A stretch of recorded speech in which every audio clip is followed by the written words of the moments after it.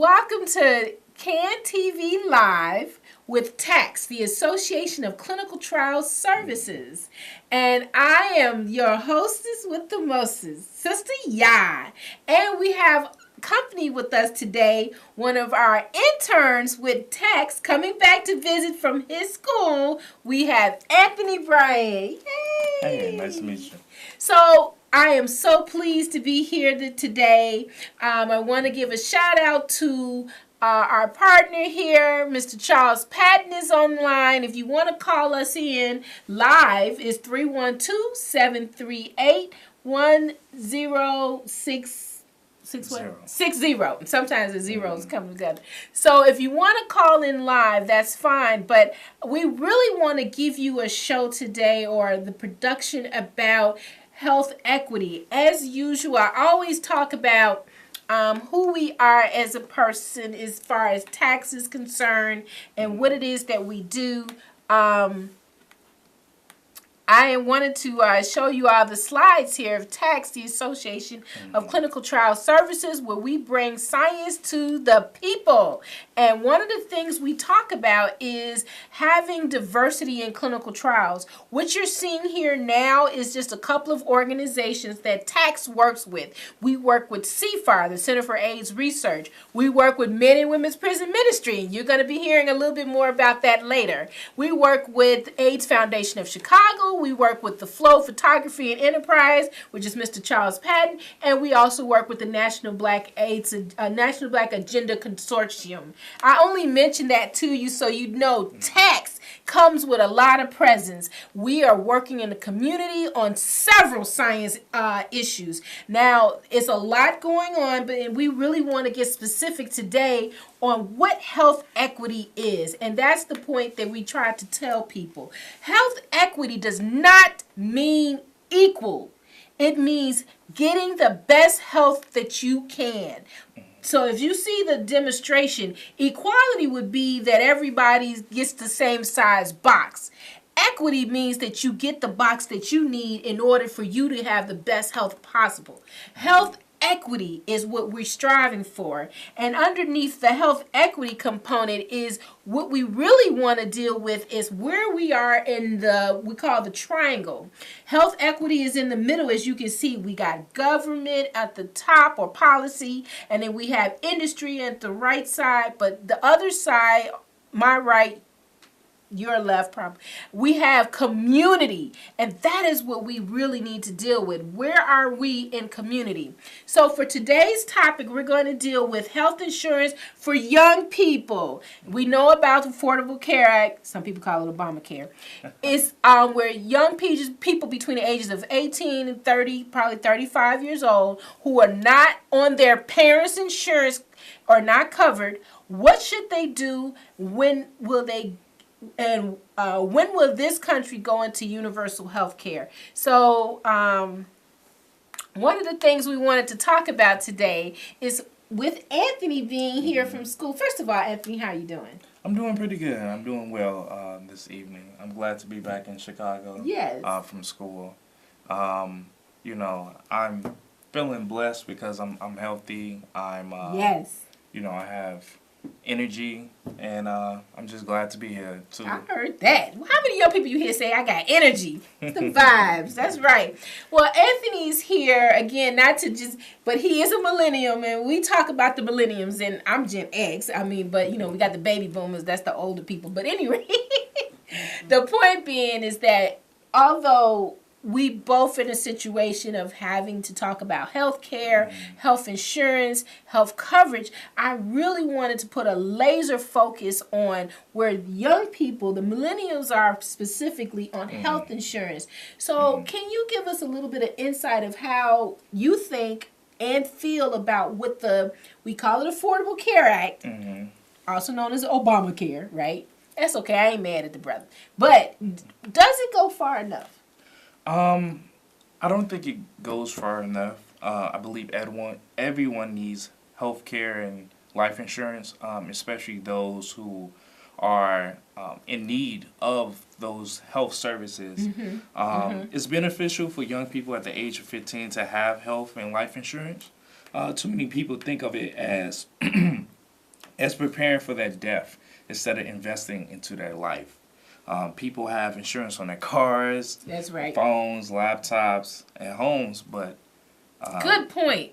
I really like that you identified. So first of all, let's really get there. What is insurance? You just said you get it on your phone. You get insurance on your cars. Yes. You get insurance on your houses or your belongings, whatever those things are. How come we should not have insurance on ourselves?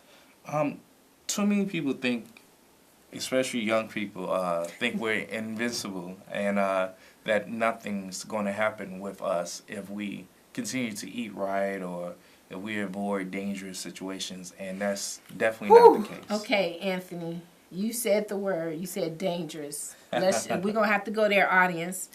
Young people are experiencing violence at an all-time high. Yes. I mean, not that we have never had violence among young people, but specifically gun violence is astronomically high in the city of Chicago. Not to mention, when we say violence, we're actually talking about physical death is happening from people being shot. Yes. Yes. What's some of your insight about, do young people think that they should have insurance to cover this? I don't think there's enough young people thinking they should have insurance. I think it's more so their parents understanding how necessary it is for their children to have this insurance.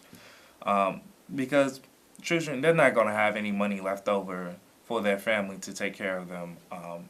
And it's one of those subjects. It's the real talk. Okay, so if anyone is listening, Tacts, the Association of Clinical Trial Services, we bring you the science. We're not trying to give you any fluff or buff. We're giving you real facts. The fact is, our young people are dying from gunshot violence. Yes. I mean, it's absolutely ridiculous. The city of Chicago is on the map in regards to this situation. But unfortunately, we have to say the real talk is, did you get your young person insured? That's a little hard for me to say. It's like me thinking of, did I get my daughter or somebody insured so if they get shot or killed, I have some benefit from that, some life benefit. And it's not just about getting money, it's about benefit to be able to bury them. Right. Hopefully, if they don't die, do you have benefits to take care of their wounds? So one of the other things I want to bring up is real talk is actually there are, if you survive the encounter, if you survive being shot, actually the care for that is better than it's ever been, but you have to survive it.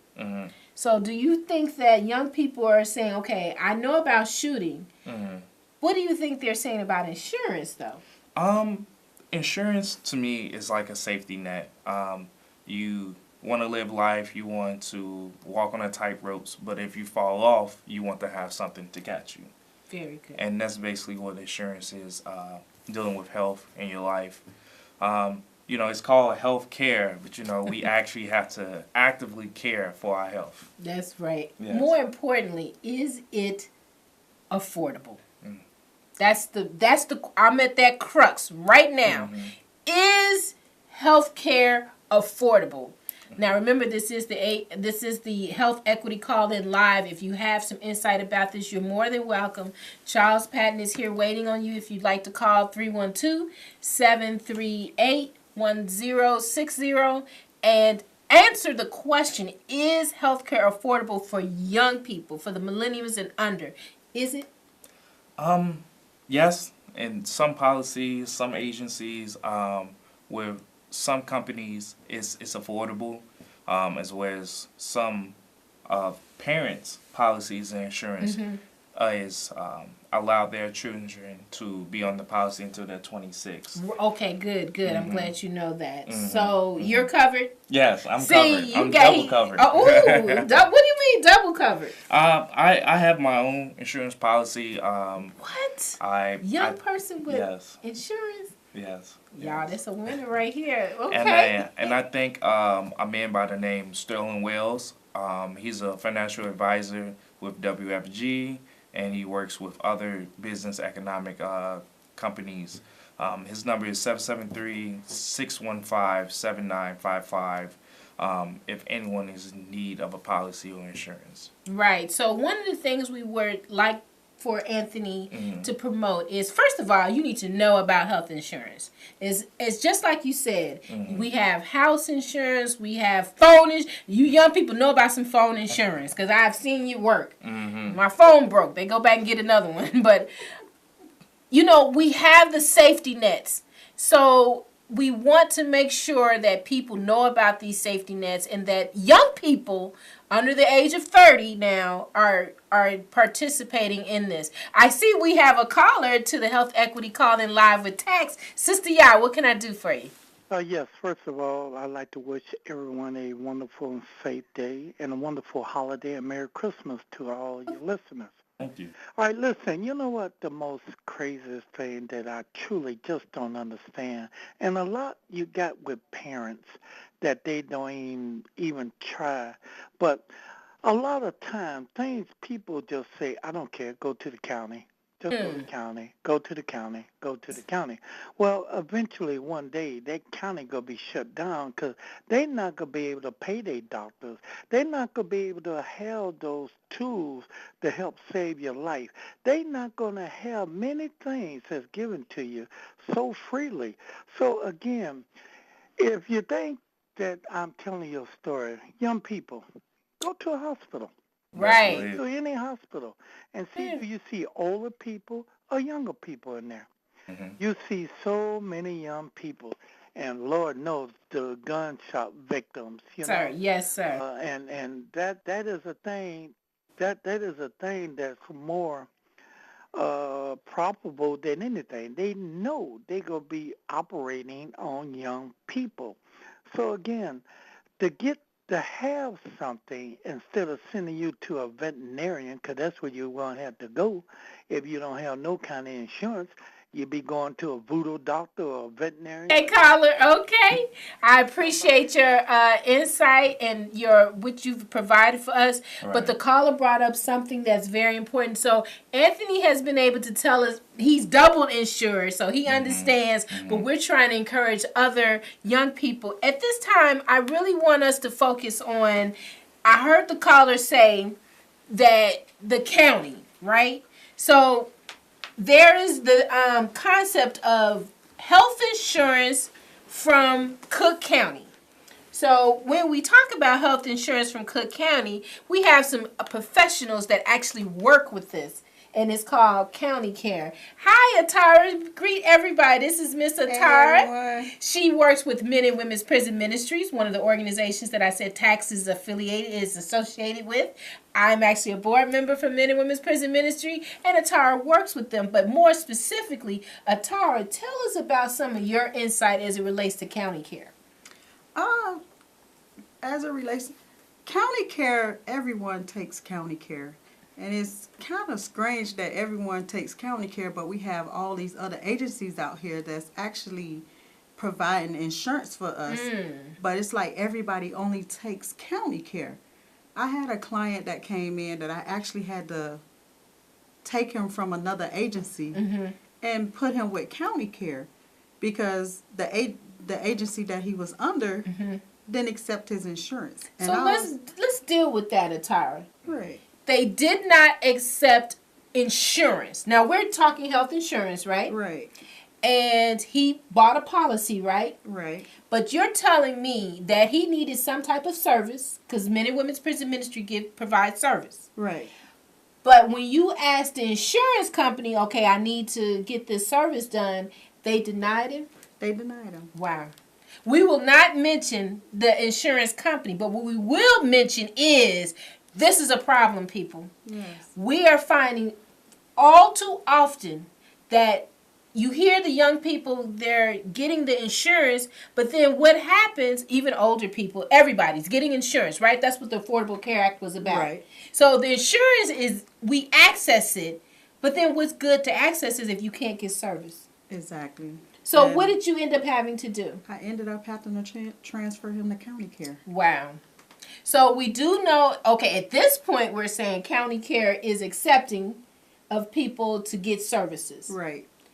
But is that going to be the answer for everybody? Is that a solution for everybody? Ooh, at this point, I don't know. And we heard from the last caller when he was mentioning everybody's going to the county and trying to get care, but who's paying for this?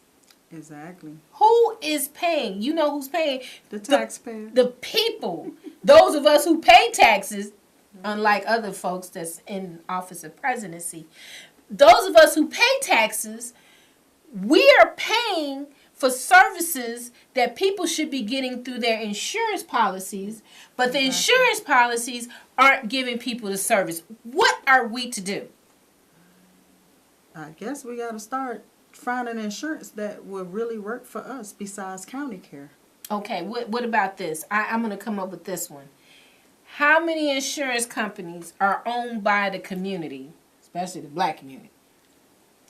Can we start, I tell you what, I would want us to have our own insurance company. I don't even know how to start that. Somebody out here start an insurance company that accepts the policies that they pay for and gives people the services that they need, because that is how we get health equity. Right. You can't have equitable health if I can't get the services. And the way to get the services is through the insurance. Exactly. So what I think we should do, and especially in your role, now I'm not going to, please do not mention any specific service, insurance agency, only county care. We're promoting that. But in your opinion, do you think we should rate some of these companies? Yes, we should. We should rate them on the transportation that they give. We should rate them on how accuracy they is with giving people their medication and paying for it. Important. And it's really serious out here. We have people that can't even get health care that's diabetic. Okay. We have people that can't get health care with some of these agencies and they HIV positive. Wow. And it's just... So here we are with the Affordable Care Act. And once again, I'm not against Obamacare. What I'm against is not, as Atara has attested to, she is a professional provider. She's told us clearly people are not getting the services they need with insurance. With insurance! So we're not talking about the group that has no insurance. We haven't even gotten to them yet, right? Right. We're talking about people who bought a policy, put their money on the line, and didn't get services. So how do we translate that to young people when we tell them to go buy insurance, and if they unfortunately get a gunshot wound, I hate to admit it can happen, how are they going to get services if their insurance isn't accepted? And once again, who's going to be stuck with the money bag, the purse string, the not getting it paid? County care is a safety net, but if we've got these marketplaces out here, and you've experienced the marketplace, do you think that the marketplace is yielding what it says it should, or do you think it should be changed? It's on a 50-50 level as far as getting people what they need. And it could be some changes. Mm-hmm. It could be some changes. Do you think it's too expensive, or is it affordable? Some are. Some ain't. They call it the Affordable Care Act, but then you can't afford it if it... Now, I heard that the Affordable Care Act, unfortunately, is going up about 40% next year. I'm not 100% sure what that means in specific policies, but that the price for some of the insurance coverage is going to increase. And I have a problem with that. What I'd like at universal health care. Would that allow people to get the services they need? It may just work. It may just work. What I don't understand is this country is so bent on profit and they're so bent on not just profit, but then profit at the cost of human lives. Right. And with this marketplace, it is my opinion that a marketplace is not a place for health. I look at it like Social Security, or for that matter, just like Congress, or for that matter, I'm a veteran, and we get veterans health care. No matter if you served, where you served, how your age, whatever, we get health care. Right. So what if we had a type of veterans congressional care? People in Congress get a health care coverage that is par excellence. It doesn't matter how much they make or don't make, they get coverage for the rest of their lives. Did you know that? No. Rest of their lives, they will always have health care coverage. Wow. So what if we extended that to everybody? That's what I would call universal health care. For my critics that say that the U.S. can't do it, I don't think that that's true. I think that there should be some level of measurements. If Cuba can do it, why can't we do it? And Cuba does not have the same resources, nor does it have the same amount of money promoted in their health care. Right. But yet they live about the same, if not longer. Wow. Their average life expectancy in Cuba was about 80 to 81 years old. You know what the U.S. is now? It has actually dropped down to under 76 years old. Wow. 76 or so. And black people are much under that, especially black males. So if we're not putting all the money into the military, into all these other violent type of situations, couldn't we put that into our healthcare system? Right. We should be able to. So what we're trying to express to you all today is, first of all, you heard about young people. They do buy insurance. But I'm concerned that just like Atara's client, you buy insurance, but then you don't get your services. To me, that's a waste of money. And then you may end up with county care, but county care, let's be real, is government. So how can we extend government where it's universal care? It's not just Cook County. It's not just Illinois care, which I think the state of Illinois has care for the young people, the babies, right? Illini care, right? Care. Mm-hmm. So we have some safety nets, but can't we extend that to everybody? That's what health equity would be about. If you had an opinion on this or you're not sure, first and foremost, we want you to get health care. Now, I may be complaining about it, but to not have it is even worse. Yeah.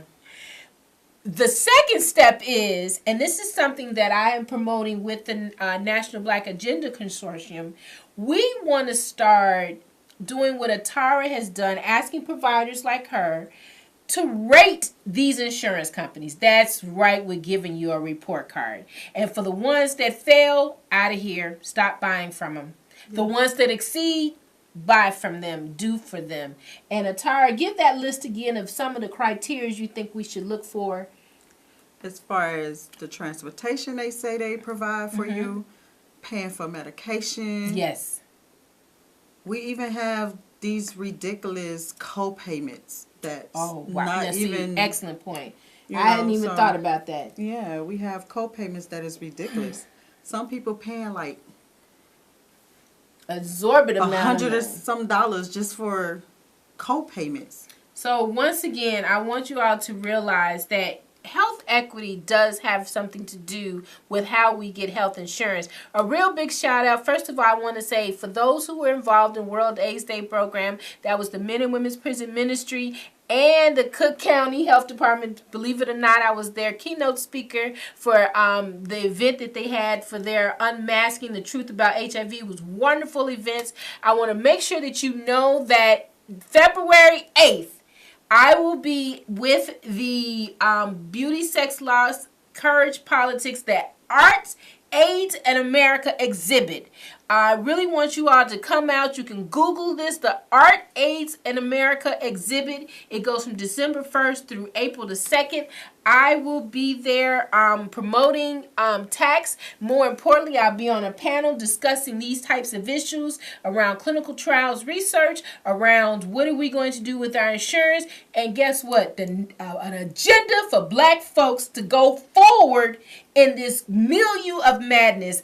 I am Sister Yaa, and this was our guest Hataria. We want to thank our guest with Anthony coming back from school. Yes!